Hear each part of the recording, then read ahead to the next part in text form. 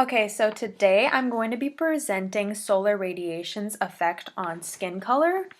And it is interesting that most people consider race to be a biologically valid category. When polled, mostly everybody says that, of course, race is real. However, in reality, we can see that this is not actually the case because they are just classification schemes, as humans are biologically wired towards categorizing everything and anything. Instead, race is just an example of an environmental factor that all humans experience, which is the sun.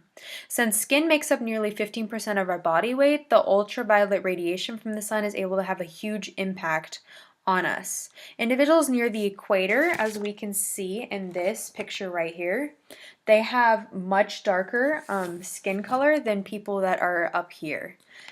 Um, this is because those that are near the equator actually need this to survive, and it is because of this pigment, this brown pigment called melanin, which is in our skin, and it is the thing that ends up determining how dark or light we are. And this depends on how much of it we receive from the sun. And since these people are really near the equator, they receive so much more sunlight than those that are up here, which receive like none compared to them. Typically, the individuals that are between 20 degrees north and south latitude have the darkest skin colors, but as one goes up in latitude, the melanin as well as skin color lightens dramatically because of our exposure to much less UV radiation.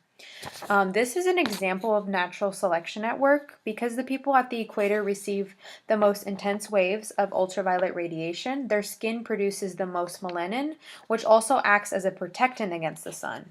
So, way too much of this radiation for these people, they get so much, so they need so much melanin to protect them against the sun, or else you can get lots of different types of skin cancer, and it's just not good for your body at all. A direct example of this is the fact that European Americans have a 10 times higher risk of getting melanoma than African Americans due to the fact that they have no protection against those harmful rays from the sun, while African Americans have a ton because they have so much melanin in their skin, which is why they have a darker skin color.